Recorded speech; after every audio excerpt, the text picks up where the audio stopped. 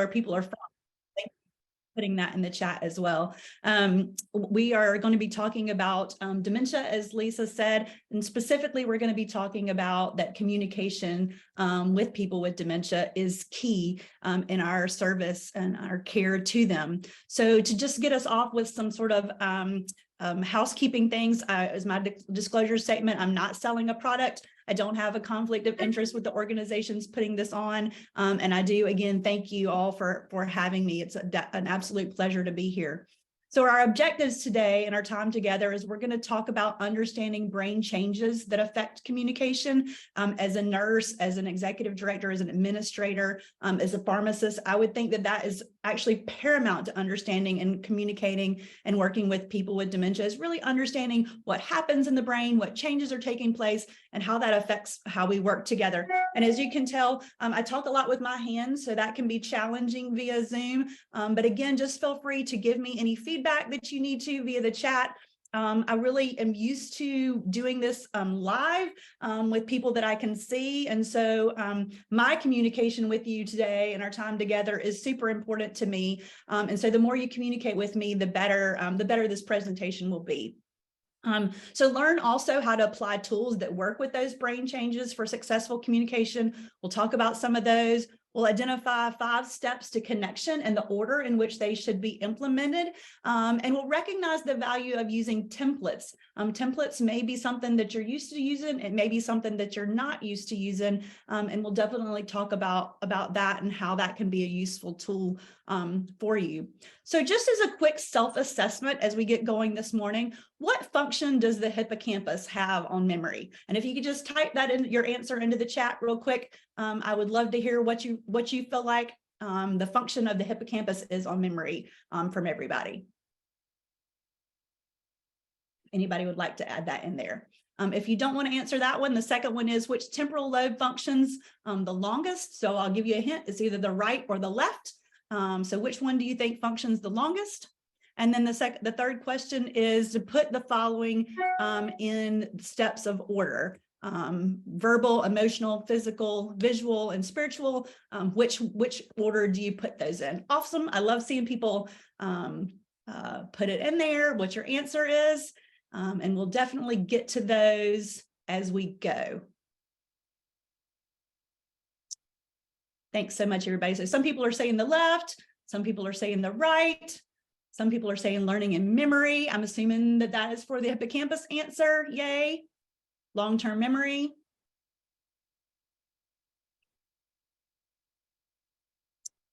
Wonderful. So really appreciate the hippocampus helps process learning and memory. Fabulous. So I really appreciate the participation, and I hope that y'all will keep that up.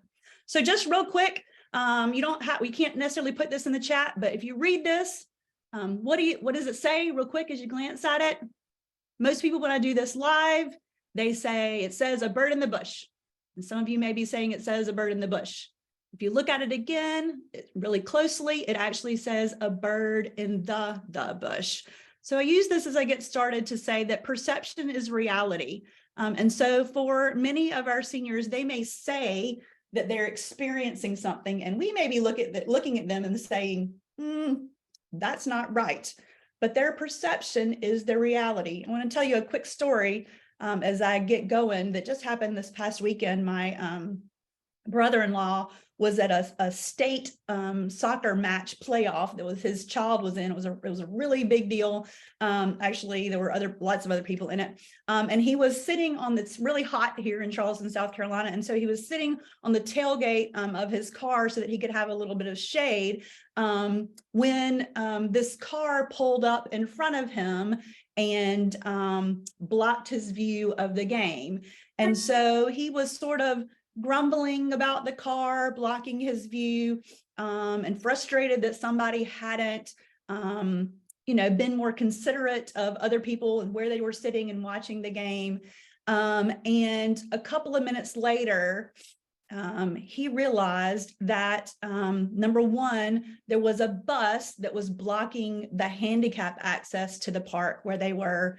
And two, the family that was getting out of the car was unloading someone who was in a wheelchair. And so again, I just want to point out that perception is a reality. So his perception was these people initially were just being rude. And then the reality came to is that their situation was different, and that they weren't just being rude. So again, I think that's really important. We'll talk about that a little bit more, but I think that's super important for us to always pause and think situations through with our seniors. Is what they doing really, rude, or is it a certain way, or is it something else? We'll talk about that. What do you see here? So type that into the chat for me. What's your first thing that you see?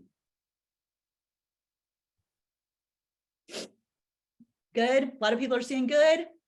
Good, good, good. Everybody's seeing good. Somebody says hearts. Somebody says cat eyes.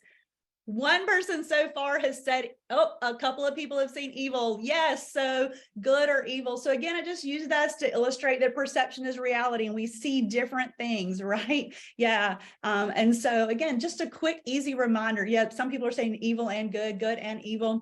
Yep. So the more you look at something, also the more you see things. So again, the more we can study a situation with someone with dementia, the more we can see the different possibilities of it. So it's really important for us to understand that we need to be a detective and not a judge. Often we can judge things in an ineffective way. For example, eyesight, we're not going to talk too much about it, but vision for someone with dementia can be super narrow in focus. Actually, at the end of dementia, people can actually just have monocular vision, so they can only actually see out of one eye and very narrowly. So for example, if someone were eating off of someone else's plate, a staff member might be like, oh, that's gross, they're eating off of someone else's plate. But if you put yourself in their shoes and see what their vision is, their vision actually might be that other person's plate and not their own plate. So it's really important that we learn tools to be a detective and not a judge, and to think through, why is that happening, instead of just saying, oh, that's this way, and being judgmental about it. So we have to ask the question, why is this happening? And the answer is not because the person has dementia. I feel like that is often what our answer is. It's kind of an easy answer, right? The answer is, oh, well, the person has dementia, that's why that's happening. And then we just sort of go on from there, right? But actually, we need to dig deeper than that. We need to think about, what vision issues do they have? What hearing issues do they have? What perception issues are there going on? What were they like as a person? And the first good step is to actually ask that person, why is that going on? One of my favorite stories to illustrate this is about a gentleman who, and sometimes we all know this happens, right, with gentlemen. He was peeing in his room, not in the toilet, in other places. And so the family and the facility were like, we don't know how to get this guy to quit peeing. I think he was peeing in the air conditioning vent or something like that. We don't know what to do. We don't know why he's doing it. So they hired this consultant, kind of like myself, to be like, okay, you need to come in and help us figure this out. Why is this guy peeing and why won't he stop? And so this consultant walked down the hall to the gentleman's room and said, Mr. So-and-so, Mr. Brown, can you tell me, why are you peeing in the air conditioning vent? And he looked at them and he said, well, my family thinks I'm crazy, so I'm going to be crazy. Right. So another great example of that is a lady that was hollering every day, and she was always hollering for Sally. Again, the staff were like, why are you hollering for Sally? Why will you not stop hollering for Sally? And she said to them, when they finally asked, she said, well, I don't know the names of all the people that come in here, but if I holler Sally, somebody will come. So again, we need to ask more often, why is this happening? Why are people doing the things and the behaviors that they're doing? 1 second, I'm going to move things just a bit on my screen so that I can see a little bit better myself. So because of the psychological changes in the brain that cause the symptoms of dementia, we are incapable of really changing that person with dementia. But I think it's important to understand that we have to be the person that changes ourselves. So we're here, and I'm super glad that you are here, because the more we can learn, the more we can work on changing ourselves. So I asked the question about the hippocampus. This is a picture of your hippocampus. The top picture is your healthy hippocampus. I was about to point at my screen, but you can't, that doesn't mean anything to you. You can't see that. But the bottom picture, the hole in the middle is where your hippocampus would normally be. And the hippocampus is where memory starts. It is where processing starts. Your hippocampus takes in all the information that's going on around you. It synthesizes it, and it actually decides what it's going to forget and what it's going to store. So to give you an example of how a hippocampus might work, let's take for a second that we're all at a restaurant and we're sitting there and we're having lunch with a good friend. And around us, we hear all kinds of things. Our senses are taking in all kinds of information. We're hearing plates rattle, or we're hearing plates break. So a server drops some plates. And the person next door to us at the table next door orders the chicken parmesan for lunch. And the person that we're with is talking to us about an event coming up in the following week and asking us, can we be there Tuesday at 2 for this particular event? And so what your hippocampus is doing in that moment is it's taking in the sounds of the plate rattling, it's taking in the smells of the food, it's taking in that the person next door ordered the chicken parmesan, and it's trashing the plates breaking. It's maybe thinking about, I might have that chicken parmesan the next time I come to the restaurant, so maybe it files it away in a different spot. But it really has to acknowledges that you have to remember that you've committed to being somewhere next Tuesday at 2. And so that it files that away in a different spot. And so how that plays into our folks living with dementia is that the hippocampus is one of the first parts of the brain, really is the part of the brain that for most dementias, and there are so many, and they all are quite different, but for most of them, the hippocampus is the one that starts first. So we start talking about that we don't really have short-term memory anymore. And what that just means is that the hippocampus is disappearing and we just literally can't make memories anymore. We can't remember what time is lunch. We can't remember the chicken parmesan. We can't remember the Tuesday at 2 appointment. And it doesn't matter how many times we tell somebody that, if their brain has that hole in it, they just are not going to file that information away. And so it's really important that our staff and all of the folks that care for people with dementia truly understand that, because it's really frustrating for us as staff. And it's really frustrating for our seniors with dementia. And our job, your job, mine, is to make people, help people have a better life and not have those frustrations in their practice. So I want to just share this quick video with you that talks a little bit more about the hippocampus, because I think this is really important, and we'll go from there. Listen, there's a good chance somebody's trying to hack your website right now. You've got to make sure you're covered.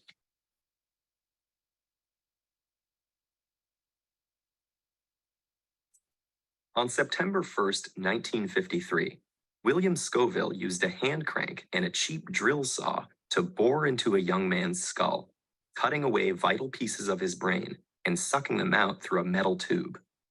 But this wasn't a scene from a horror film or a gruesome police report.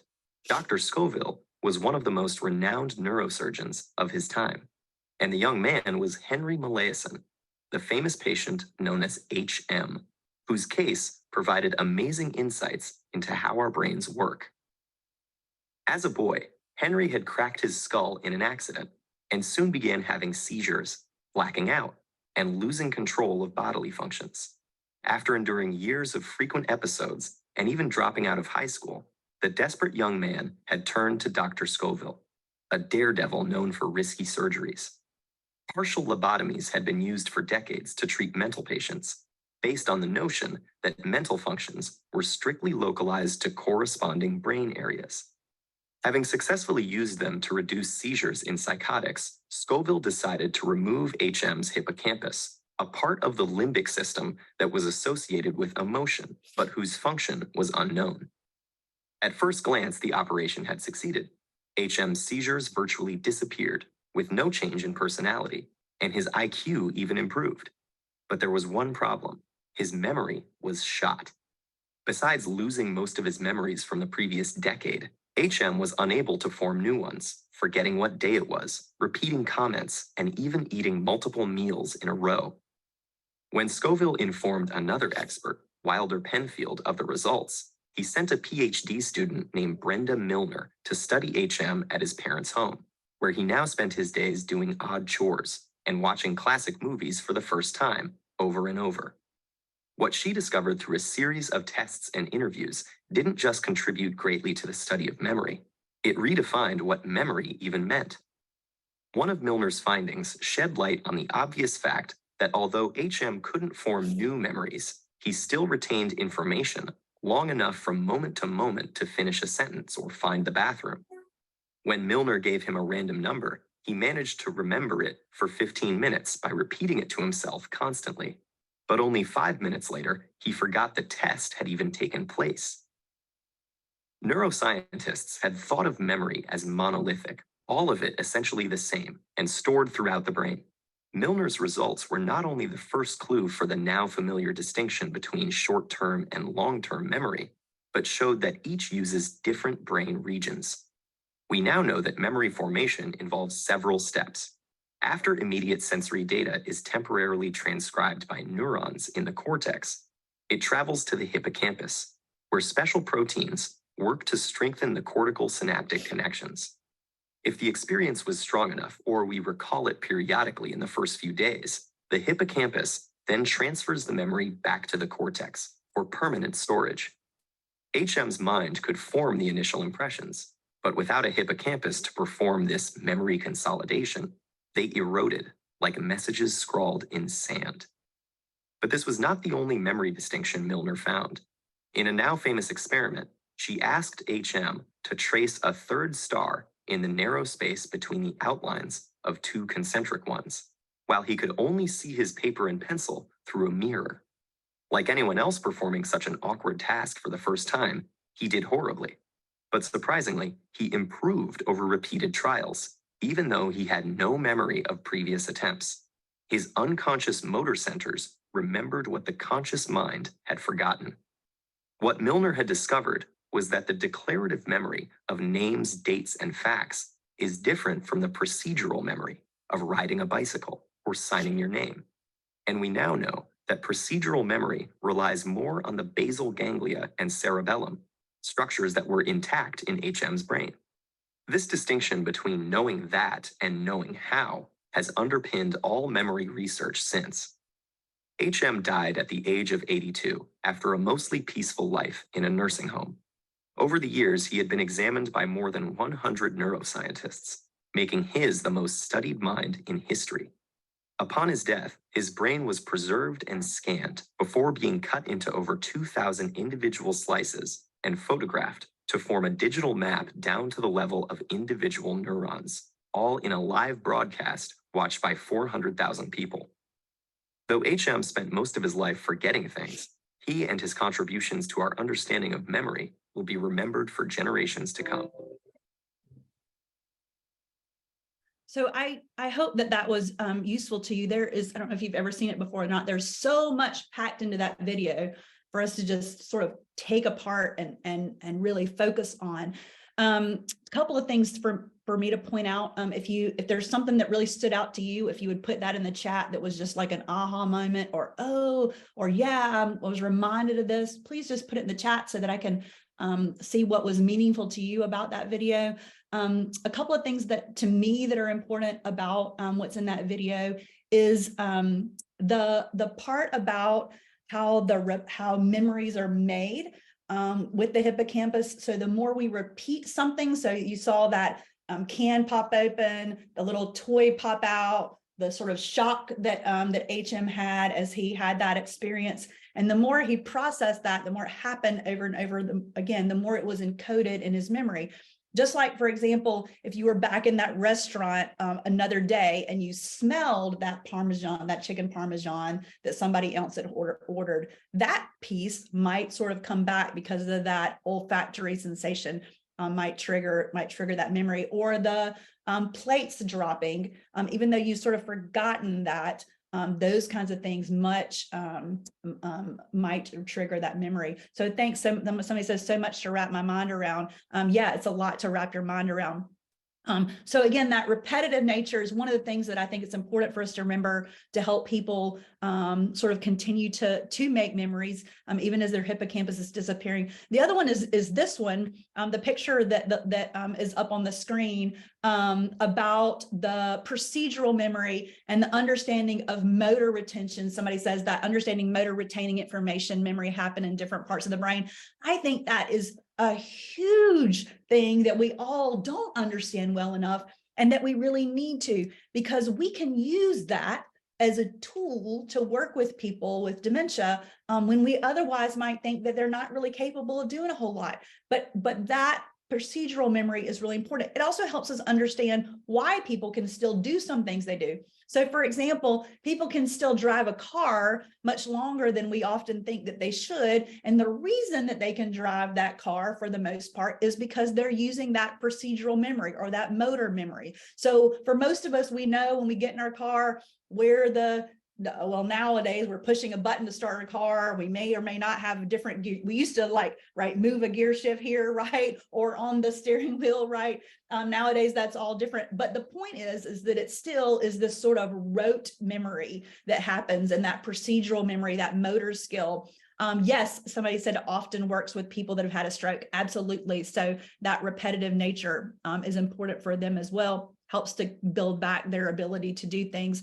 And so the more we can understand that part of the brain remains intact and is useful to us, the more we can use those parts of the brain that tap into this motor memory, this procedural memory, for people to still be active and independent and do things and not just think that they are incapable. So it's a super important thing that I really encourage you to do more research about, ask questions about. You can contact me later if you like. I'm happy to provide you with more thoughts on that and how that can be helpful to you.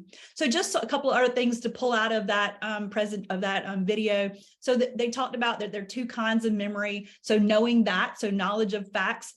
Episodic memory is our autobiographical memory of our life, the times and places that we've been. And somatic memory is that memory of facts and general knowledge may or may not be linked to personal events.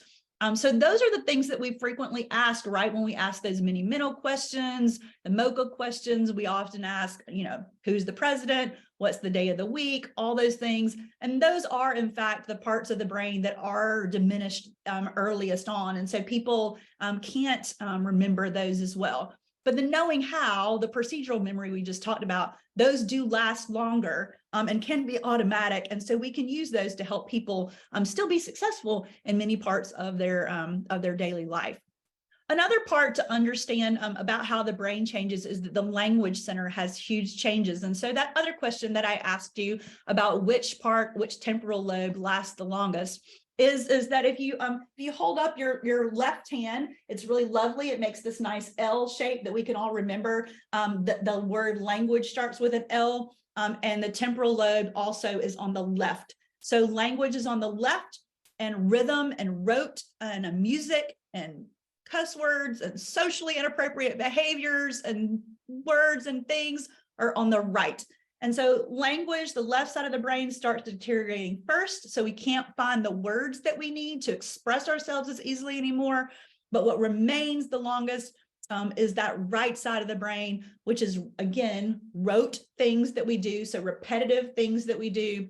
Music is there. Unfortunately, again, cuss words are there. Socially inappropriate things are there. And that lasts the longest. So language is on the left. Rhythm and rote things are on the right.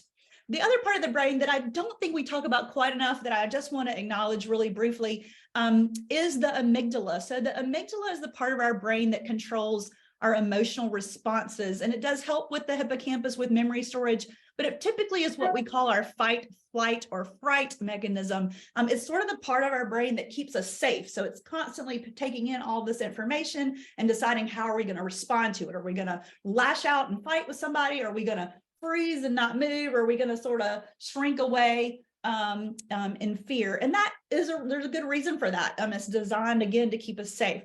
The thing I want to mention about the amygdala that I think is important is that if you have dementia and you don't understand the world that you're living in, I think it must be very hard to live in that constant state of your amygdala firing off with that fight, flight, or fright mechanism. And so I would challenge us as providers to try to think of ways and things that we can do to help our staff understand this, to help us understand it, so that we can create environments for living that are not constantly triggering that fight, flight, or fright mechanism for the folks that we're caring for. So it's just something for us to think about and spend more time examining. So one of the tools that can be helpful for us is a tool called space retrieval. It sort of goes into all this thing that I've been talking about procedural memory, repetition, et cetera. As it turns out, a lot of therapists know this term, space retrieval. They use it a lot in rehab, especially to like teach people to lock their wheelchair before they get up, or lock their walker before they move, or unlock their walker before they move. And so it's not a foreign concept to most therapists. It is a little bit of a foreign concept to most nurses, administrators, and it's something that I think we need to talk more about and put more into practice. So just a really quick example of what space retrieval might look like is a senior that I knew. She lived in memory care, and she would come to the staff starting about 2 or 3 o'clock in the afternoon, and she would say, can I stay here? And the staff would say, yes, you can stay here. And she would say, until I kick the bucket, and the staff would say yes. So what was interesting about that is over time, what we learned is that if we put this card on her walker in big letters and big font where she could see it, and we used her words. So we used her saying, can I stay here? And the answer is yes, you can stay here. And then she would say, until I kick the bucket. And so we used her own words back to her, if you will. And so over time, as she came to us in the afternoons to say these things, we would sort of see her coming and would say, you know, hey, what does your walker say? And she would be like, oh yeah, I can stay here. And so it is sort of, we thought a lot that people couldn't still read because we talk about the language of the left temporal lobe disappearing, and that is true. But for some people, they can't actually read longer than we think. It's just that they can't visually see things as well as we think. So again, this contrast that you see here on this card, the big font that you see here on the card, and using her own words makes a difference. Over time, she added a second question, which was, what time do we eat? And so we added that card to her walker as well. Again, it didn't necessarily stop the behavior, but it stopped some of the aggravation of the behavior. And over time, she learned to find exactly where the answers were herself without so much asking the staff every 5 minutes, what can I stay here? Questions about that? Thoughts about that? Are you familiar with that?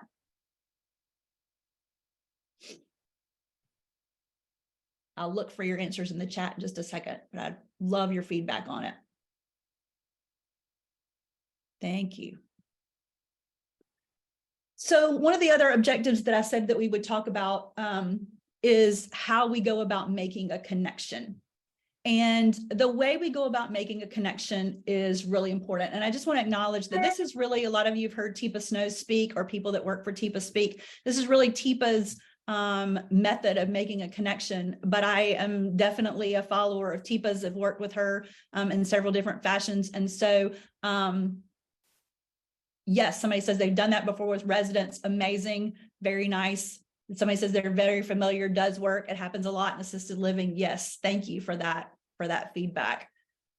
Great. So people are just validating that it does really work. So if you haven't used that space retrieval, I really encourage you to look it up, to use it, to look at the different ways that, yes, rehab units use it a lot as well. Yes. And one other story real quick about the space retrieval before I move on to this making a connection that I really like is, somebody says we have a lady that asked about the times for meals. This may be worth trying. Yes, please do. I would love to hear your, love to hear your story after you try that. Thank you so much.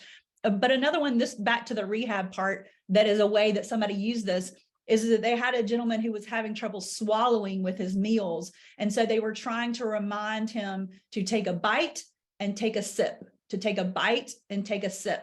And so again, that repetitive, take a bite, take a sip, take a bite, take a sip, they put it on a card in, again, big font letters right in front of him when he was eating. Take a bite, take a sip, take a bite, take a sip. Again, that ability to remember. Other thing I didn't say about space retrieval that I just want to say, one other thing is the other way that it can really be used is that you can sort of get people to remember things, but you have to figure out how long they can hold on to them.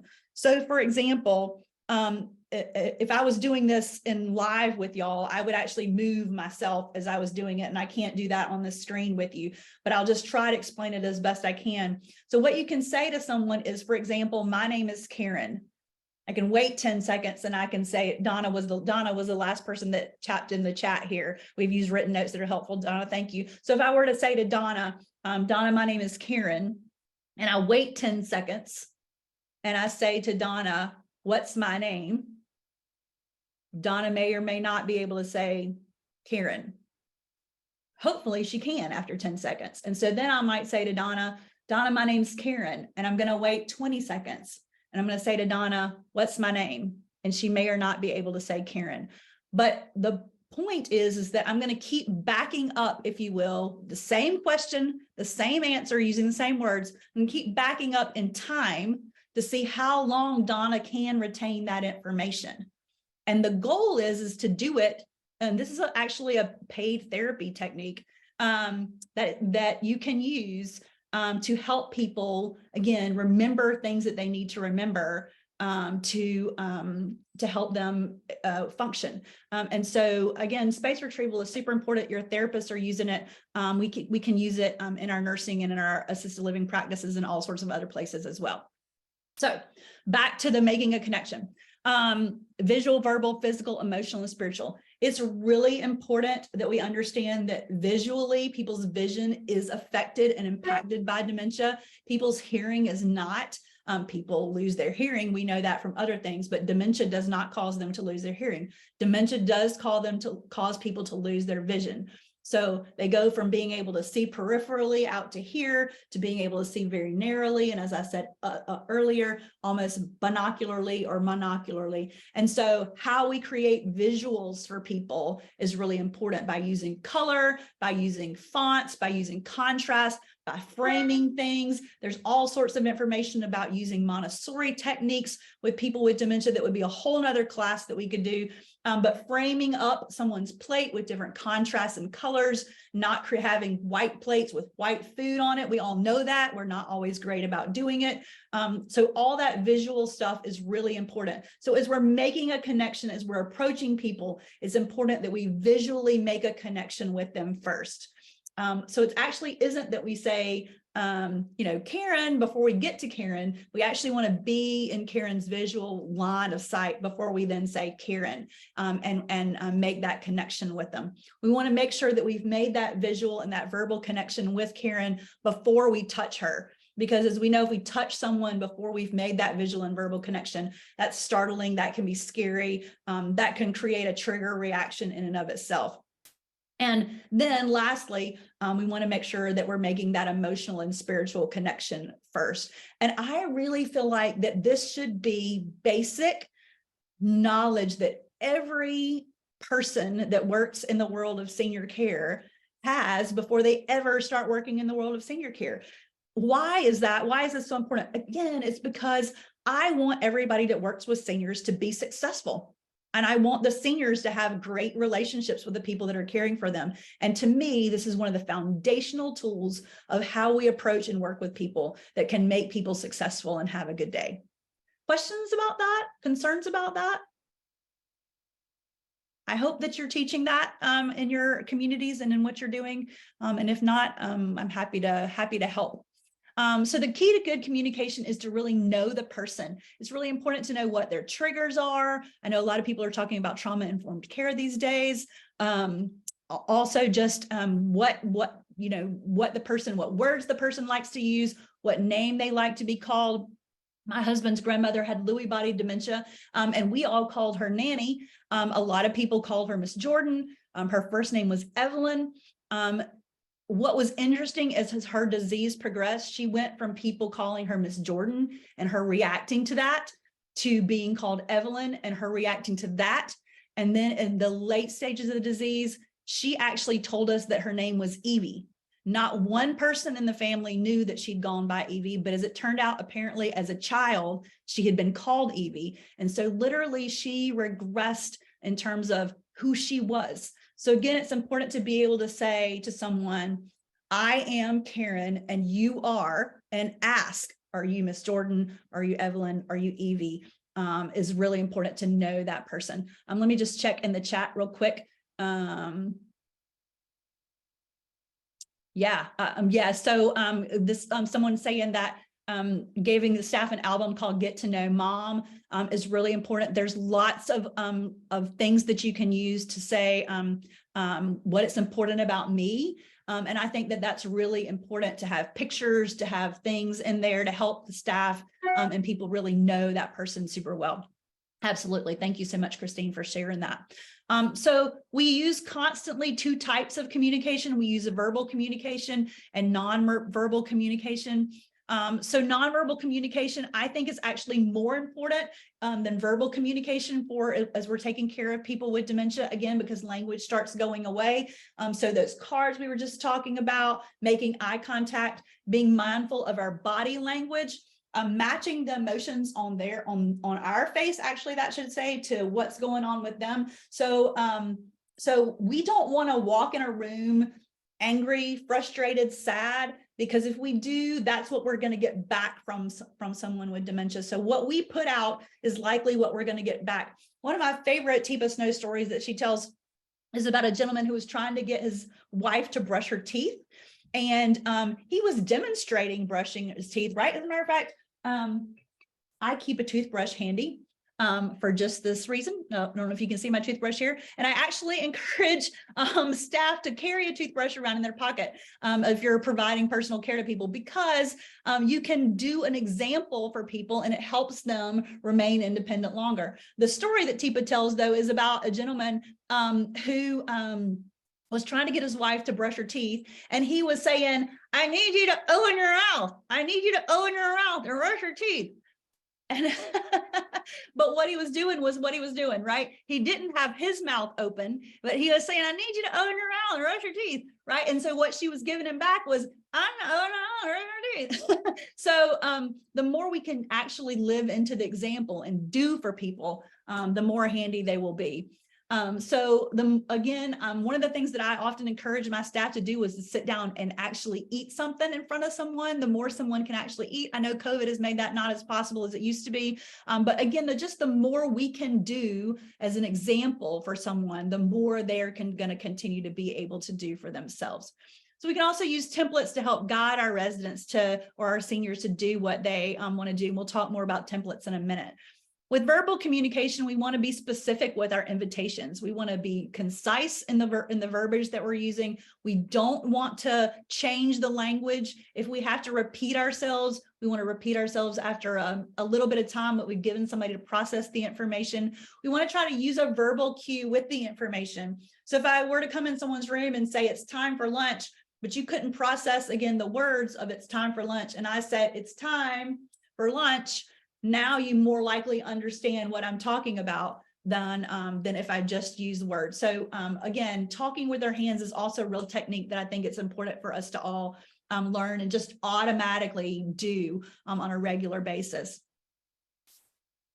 Somebody says a resident only wants to eat muffins, but bringing her to the dining room helps her eat lunch and dinner. Yeah, absolutely, for sure. Alice, thank you for that. So always offer an invitation to people. So come join us. Your friends are waiting for you. Could you please join me for lunch? Can you help me? Oh my gosh, people don't want to say no to can you help me? So can you help me? Helps also. Role modeling. Yes. Would you rather read a book or a magazine? So limiting the choices and showing people, would you like the chicken or the beef? Even if it's just a picture of the chicken or the beef, helps people still be able to be independent with their choices and their decision makings, but really narrowing that down so that they can be successful. Words that can create negative emotions are not ones that we want to use. So it sometimes is a challenge for us not to say no, never, can't, and to say yes, because really when we say no to people, people don't like to hear no. None of us do, right? And so figuring out a way to say yes, yet, or yes, but, people don't love but either, is really a great verbal tool that we all need to work on implementing in our language. And honestly, that technique goes not just for people with dementia, but when we're in leadership roles, working with our staff. It helps us out with our families at home. I currently have my 2-year-old granddaughter here.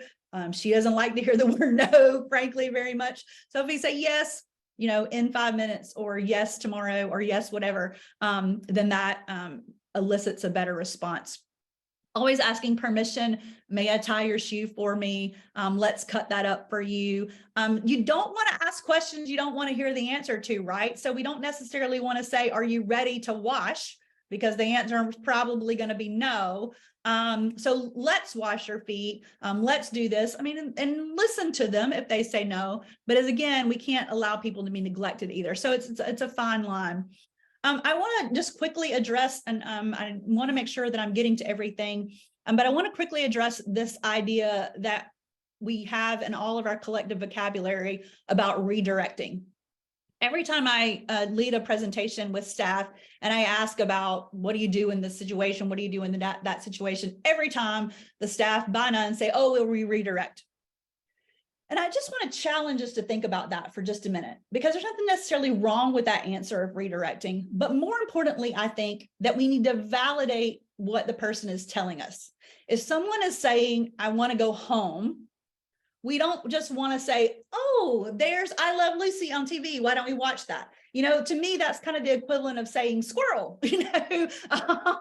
and looking at that, because the person is saying, I want to go home. They're telling you something. They're telling you they're uncomfortable. They're telling you they're lonely. They're telling you that they are needing comfort or something, some element of home that is not happening for them in that moment. And so to validate that feeling, we need to help our staff learn to say, tell me about home. Tell me about home. I hear you. Yes, Christy says, I hear that you want to go home. Tell me about home. Let's train our staff to say, tell me about whatever it is. And then, oh, your mom was at home, or, oh, your home was brick, or, oh, your home smelled like apple pie, or whatever it is. And then we can start talking about the bricks or the apple pie or the mom or whatever. And we slowly just sort of sidestep the conversation the whole time, validating the person's feeling and making them feel heard and understood, instead of just squirrel. I love Lucy. So yes, so thank you all for validating what I'm saying, and helping to teach our staff that we don't need to argue or contradict. We do need to find the meaning behind the words that they're using. That's what I was just referencing to what is, tell me about it. What are you talking about?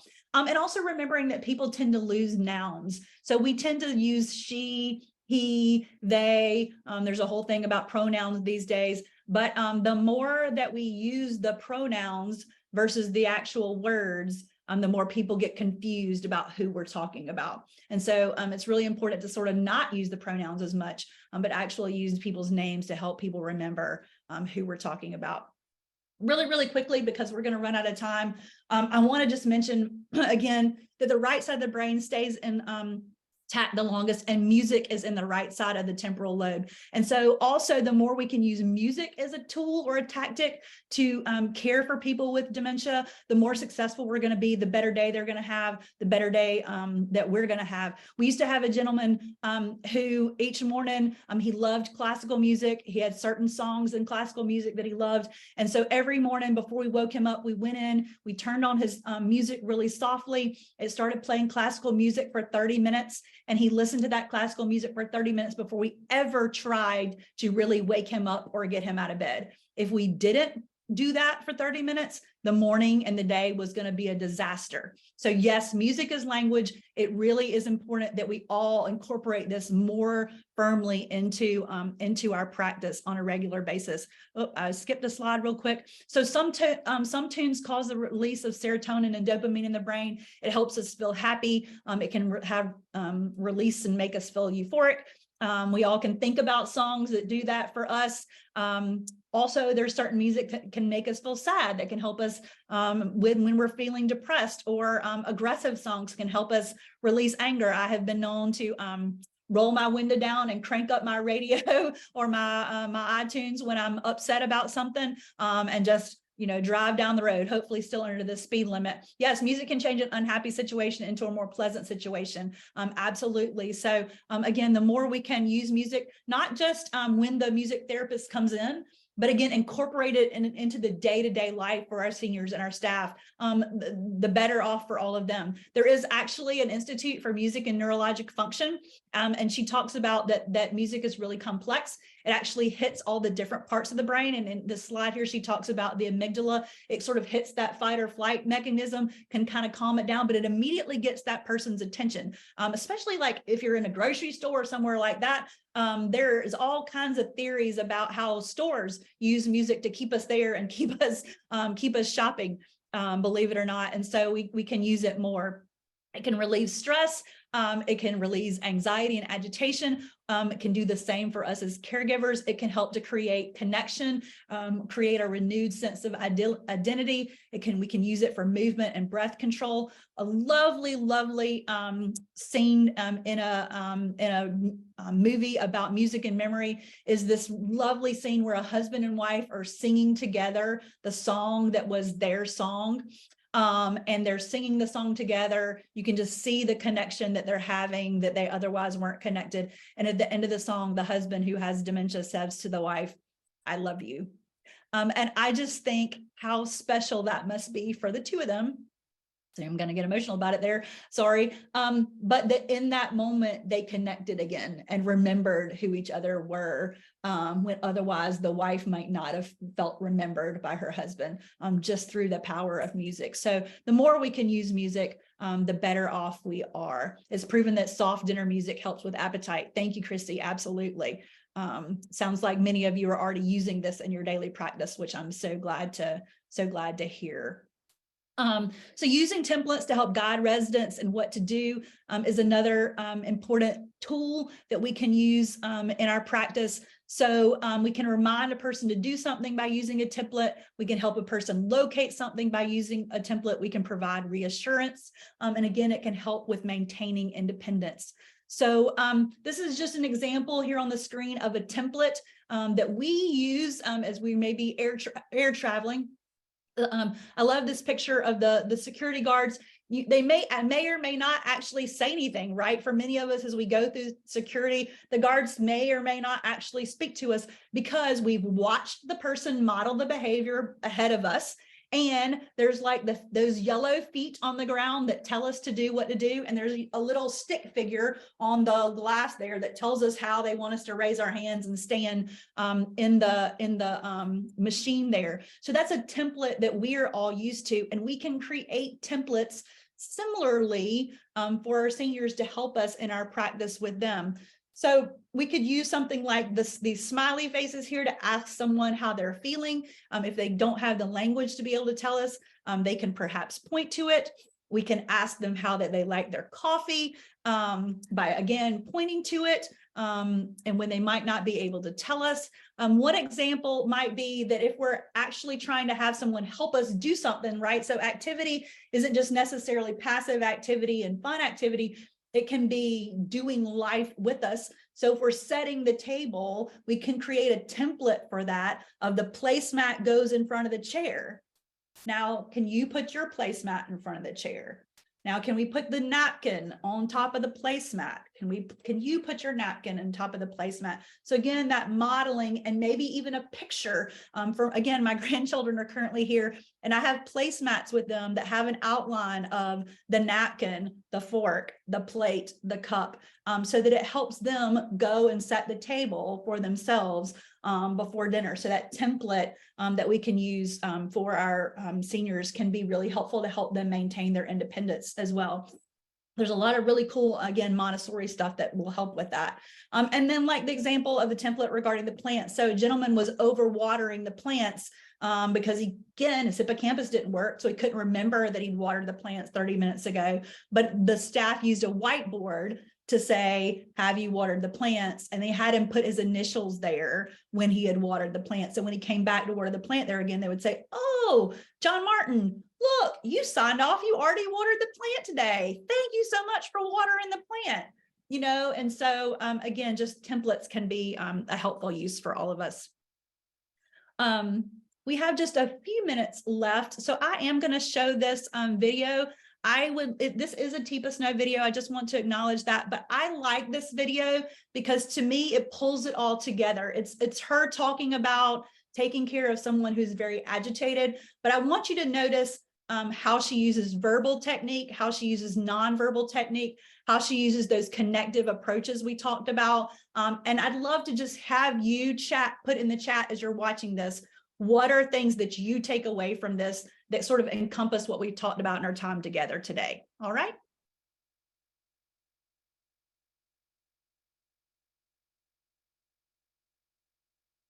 And what we need to know, what everybody needs to learn how to do is de-escalate people. But guess what that requires you to be able to do? Communicate effectively. Because now I have somebody in acute distress.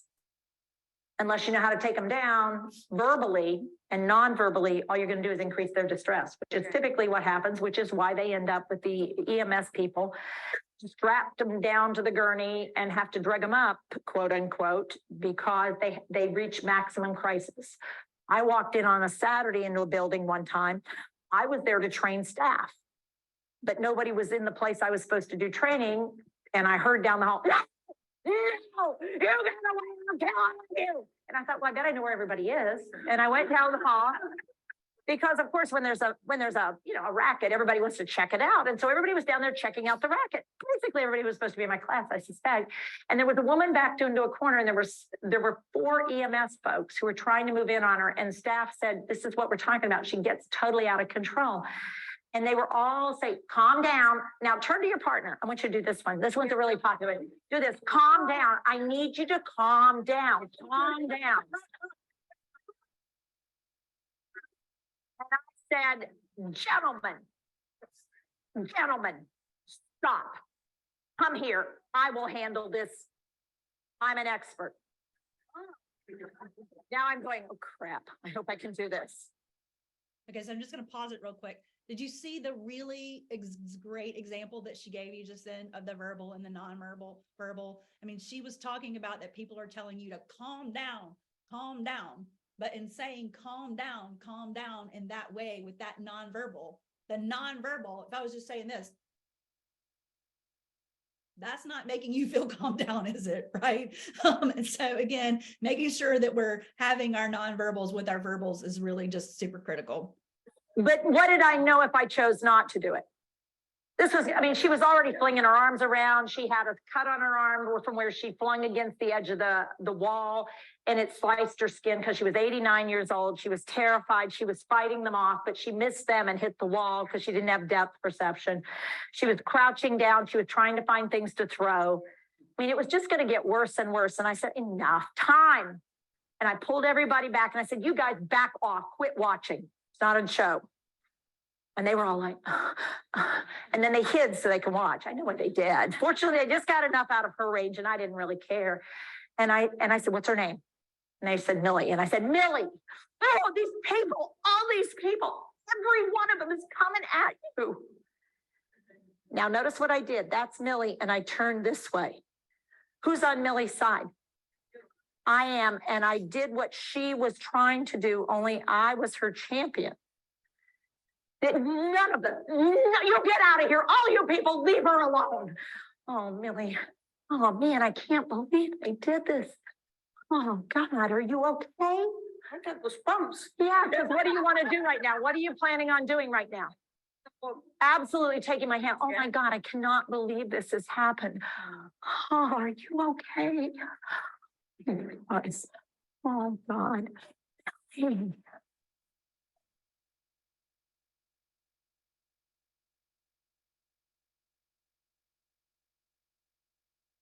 There we go. There we go. There you go. There you go. You're okay. It's okay. You're okay. I'll deal with them. Come on. Let's go sit down a minute. Come on. We'll be okay. So she got up. I had her walk over to the gurney, sit down on the gurney. I helped her lie down on the gurney. I said, I'm going to put this strap here to hold you on. Okay. Okay. She said, yeah, put it on. Put it on. And I said, now I'm going to do one down here because I don't want your legs to come up. Okay.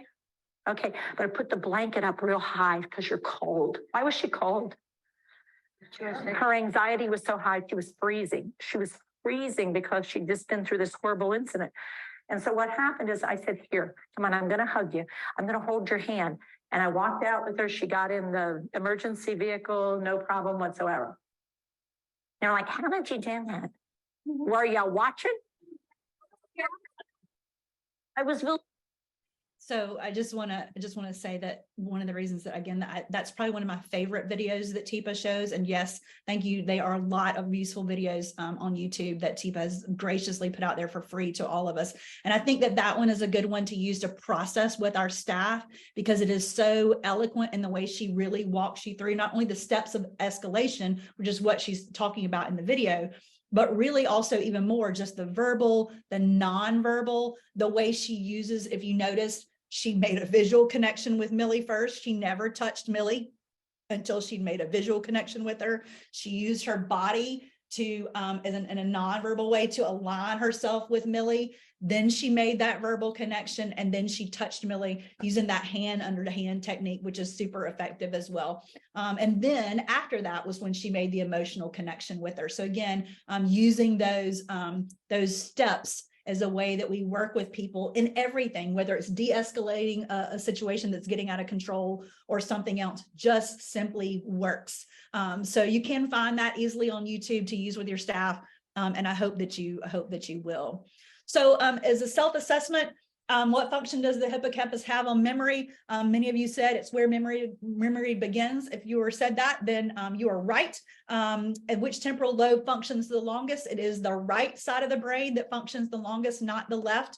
And it is the visual, verbal, physical, emotional, and spiritual connections, and that is the right order in which we should do that. So thank you so much for your time today.